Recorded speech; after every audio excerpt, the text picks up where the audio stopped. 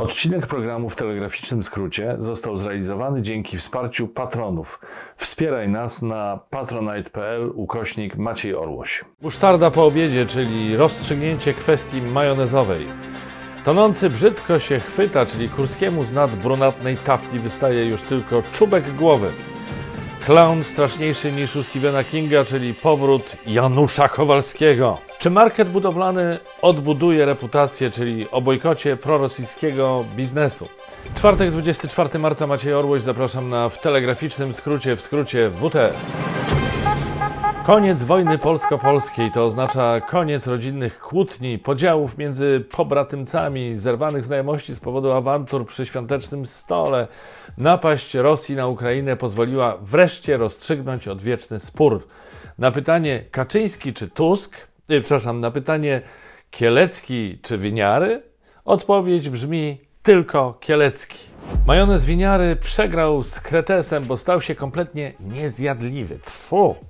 A jego miłośnicy mogą podziękować producentowi, firmie Nestle, która postanowiła skorzystać ze zmniejszającej się konkurencji na rosyjskim rynku i nie wycofywać się z kraju prowadzącego zbrodniczą, uderzającą przede wszystkim w cywilów wojnę. I tą słodko-gorzką informacją przejdźmy do pozostałych wieści z Polski i ze świata. Pomoc cierpiącym Ukraińcom w ostatnich tygodniach nieco pozwoliła nam zapomnieć o własnych problemach, których niestety nadal co niemiara. Na przykład o nieszczęściu Jacka Kurskiego, który już ledwie łapie oddech. Ciężko bowiem o właściwą cyrkulację powietrza, jeśli ktoś nurza się po uszy powiedzmy, że w błocie. Nie wiem, czy oglądacie TVP, mam nadzieję, że nie, bo nawet oglądanie ironiczne może mocno człowiekowi zaszkodzić. Z anteny programów przekornie nazywanych informacyjnymi tej stacji można dowiedzieć się, że właściwie to Tusk sam odpowiada za wywołanie wojny. A nie sam. Nie sam. Razem z Europejską Partią Ludową, czyli międzynarodowym porozumieniem centrowych partii politycznych, które m.in. stanowi największą frakcję w Europarlamencie. Tusk stoi na jej czele. Oczywiście z TVP nie dowiecie się, że w Europejskiej Partii Ludowej jest Słoweńska Partia Demokratyczna i premier tego kraju, Janez Janša, z którym Morawiecki z Kaczyńskim niedawno pojechali do Kijowa. Z Europejską Partią Ludową ściśle współpracuje też Ukraińska Partia Udar, do której należy m.in. Witalij Kliczko. Dla zatwardziałych fanów TVP małe wyjaśnienie. To taki facet, który kiedyś był bokserem, zarobił miliony i mógł w spokoju do końca życia trwonić majątek na Zachodzie, ale zdecydował się wrócić do Kijowa i zaangażować w politykę. A teraz jest merem stolicy Ukrainy i bohatersko jej broni, nie tylko jako polityk, ale także żołnierz Wojsk Obrony Terytorialnej. Co ciekawe, do Europejskiej Partii Ludowej jeszcze do niedawna należała partia Viktora Orbana, ale odeszła na znak protestu przeciwko proputinowskiemu kursowi. Żartuję.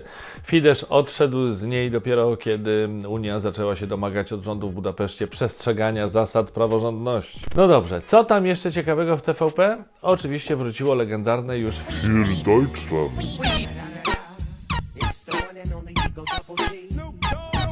Czyli kolejny przejaw amnezji funkcjonariuszy Wydziału Propagandy Prawa i Sprawiedliwości, którzy najwyraźniej zapomnieli, jak to Jarosław Kaczyński dziękował za wsparcie Rosjanom po katastrofie w Smoleńsku. Dziękujemy za każdą łzę, za każdy zapalony znicz, za stalinizm.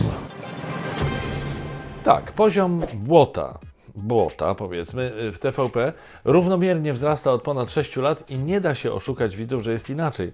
Ale kto wie, czy na Woronicza ktoś na taki pomysł nie wpadł, skoro postanowili wygrzebać po 7 latach stary pomysł na transmitowanie gali Wiktorów, czyli nagród dla osobowości telewizyjnych. Co prawda dla niepoznaki wśród nominowanych jest na przykład Piotr Kraśko, a organizatorem konkursu nie jest bezpośrednio TVP, tylko firma producencka Media Corporation, podobnie zresztą jak w edycjach Wiktorów sprzed lat. Ale nie oszukujmy się, jakie są szanse, że w przedsięwzięciu, w którym macza palce Jacek Kurski, pochwalony, wyróżniony, zostanie ktoś antypisowski? No chyba, jeśli w ogóle, to tylko po to, żeby jakoś odwrócić kota ogonem, zmylić przeciwnika. Główną atrakcją gali Wiktorów będzie oczywiście Jacek Kurski w recitalu piosenek Jacka Kaczmarskiego. A nie, przepraszam, pomyliłem kartki. Główną atrakcją Wiktorów będzie występ najsłynniejszego Anglika w Nowym Jorku, czyli Stinga. Z tej okazji do muzyka napisał m.in. słynny polski reportażysta, pisarz Mariusz Szczygieł, starając się uświadomić Stingowi, czym jest dzisiejsza TVP i że ma ona mało wspólnego z wolnymi mediami. A ja ten apel gorąco popieram, co zresztą możecie sprawdzić na Facebooku, gdzie Szczygieł go opublikował. Przy okazji oczywiście zachęcam do śledzenia mojego konta na Facebooku, followowanie mnie na Twitterze, Instagramie, subskrybowanie kanału na YouTubie i komentowanie. Uwielbiam czytać wasze komentarze. Tylko rosyjskie boty, uprzejmie proszę, won za Don. Oczywiście zdaję sobie sprawę z tego, że Sting jako artysta może być trochę odjechany i oderwany od rzeczywistości, takie już prawo artystów, ale od czegoś ma na przykład swój management. Natomiast nic nie tłumaczy z bycia odjechanym osób aspirujących do stanowisk w rządzie. Tak by się wydawało, a jednak polski rząd jest tego prawie całkowitym zaprzeczeniem. Ze zdrowych rzeczy o dużej części konstytucyjnych ministrów można powiedzieć, że mają zdrowego pierdolca. Do was w szczególności to mówię, panowie Sasin i Ziobro. Ale są takie momenty, kiedy można mieć poczucie, że idzie ku lepszemu. Jak wtedy, kiedy mniej więcej rok temu ze stanowiska wiceministra aktywów państwowych odwołany został poseł Solidarnej Polski Janusz Kowalski. Ów polityk to jeden z największych szkodników, jakich zna polski parlamentaryzm. Niestety pojawiają się plotki, że ma wrócić do rządu. Nie wiadomo jeszcze na pewno do którego resortu. Inaczej by było, gdyby się na czymś znał. Wtedy byłoby łatwiej go gdzieś dopasować. Ja bym mimo wszystko sugerował Ministerstwo Kultury może. Może tam go tej kultury trochę nauczą. Na przykład. Chociaż z drugiej strony Gliński. Nie. Zły pomysł. Zostawmy to. Gliński miałby Kowalskiego czegoś nauczyć. Weź się, orłoś. Pierdolę w głowę. Podobno w najnowszym wydaniu encyklopedii PWN pod hasłem Przegryw ma się pojawić zdjęcie Janusza Kowalskiego. Tymczasem, jeśli wejdziecie na stronę internetową loser.com, przeglądarka automatycznie przekieruje was do wpisu na Wikipedii o Władimirze Putinie. I słusznie. To jest przegryw światowej klasy. Żałosny dyktator żałosnego reżimu. Podczas zimnej wojny Związek Radziecki ścigał się z USA o palmę pierwszeństwa, jeśli chodzi o najpotężniejszą armię świata. Dziś armia rosyjska nie jest nawet najpotężniejszą armią na Ukrainie. Straty Rosjan po prawie miesiącu wojny przekroczyły już łączne straty armii amerykańskiej z kampanii w Iraku i Afganistanie, czyli z 20 lat. Zaraz przekroczą straty, jakie Związek Radziecki sam poniósł w Afganistanie podczas 10 lat wojny rozpoczętej pod koniec lat 70. Tej wojny, która walnie przyczyniła się do upadku ZSRR. No więc tak, na grobie Putina oby jak najszybciej powinno być wyryte właśnie to jedno słowo. Loser.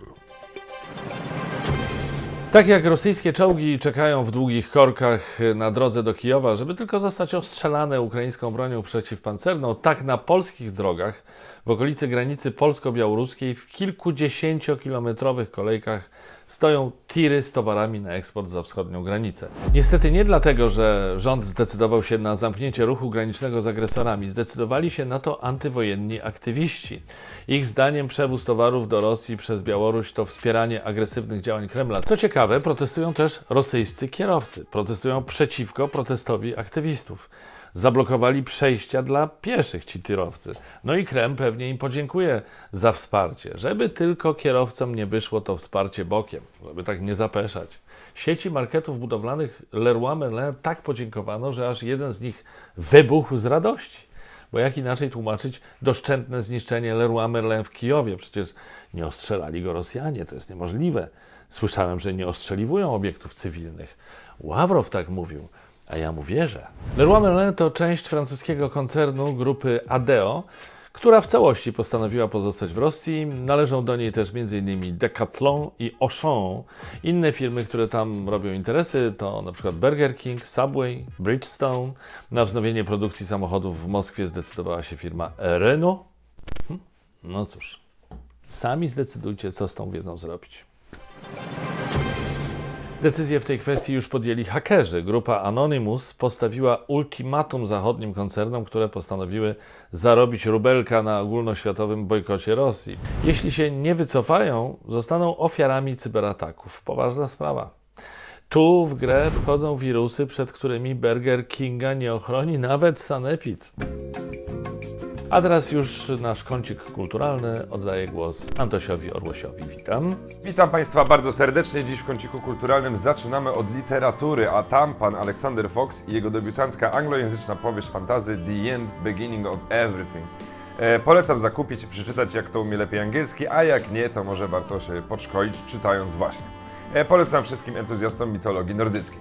W kwestii filmu chciałem zapytać tych, co widzieli nowego Batmana, jak wrażenia, bo ja nie jestem jakimś wielkim fanem, ale może ktoś by chciał mnie przekonać, żebym zobaczył. A tymczasem ja chciałbym Państwa przekonać do filmu Kult. Do zobaczenia filmu Kult z 1973 roku ze wspaniałym Christopherem Lee. Polecam wszystkim bez wyjątku, a dziś w części muzycznej ciekawostka, bo naprawdę uważam bardzo dobry utwór do ponoć bardzo dobrego filmu, jeszcze nie widziałem, dlatego mówię ponoć, Piosenki o miłości. A ciekawostką jest, że autorem utworu jest mój kolega Kamil Kryszak, który napisał muzykę do czołówki mojego programu Witam. Przed Państwem więc Kamil Holden Kryszak i Justyna Święc w utworze Piosenki o miłości. Widzę, jak płonie, jak ogony komet, niebieski płomień, zatrzymaj ten moment.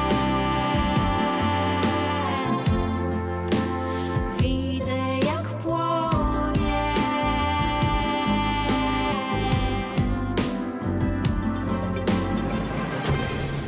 Ta część muzyczna przypomniała mi o jeszcze jednym odjechanym muzyku. Gwiazdor Pink Floyd Roger Waters, znany pacyfista, zabrał głos w sprawie rosyjskiej agresji na Ukrainę, wyraził smutek, ale w taki sposób, że sam wywołał smutek swoich fanów. Na równi z Rosją skrytykował zachodnie rządy. Nie za zbyt słabe zaangażowanie, ale za to, że pomagają Ukrainie dostarczając broń, bo to jego zdaniem podsycanie konfliktu. No jasne, lepiej by było, gdyby Ukraina się w ogóle poddała jak najszybciej. Wtedy wojna by się bardzo szybko skończyła. Waters w jednym ze swoich najsłynniejszych utworów, pamiętacie na pewno, śpiewał o jeszcze jednej cegle w ścianie. A teraz niestety przydałaby mu się za to klepka, bo chyba mu wypadła. Na propsie jest za to Arnold Schwarzenegger, który od początku wojny jednoznacznie staje po stronie Ukrainy, a jego proukraińska odezwa zyskała ogromną popularność na całym świecie. Odpowiedziała mu na nią rosyjska proputinowska sportsmenka. Zarzucała aktorowi i politykowi, że kilka lat temu zignorował cierpienia dzieci z Ługańska i Doniecka, które rzekomo padały ofiarami ludobójstwa ze strony Ukraińców. No cóż. Pani Mariana Naumowa pewnie naoglądała się rosyjskiej telewizji publicznej. Radzę jej, żeby nie wierzyła we wszystko, co tam pokazują, bo jak na przykład puszczą Terminatora, to może pomyśleć, że Schwarzenegger jest zabójczym robotem, a nie jest. Jest człowiekiem. I to bardzo fajnym człowiekiem. Słuchajcie, to by było na tyle w tym WTS-ie. Bądźmy mimo wszystko dobrej myśli. Widzimy się niebawem. Trzymajcie się. Cześć.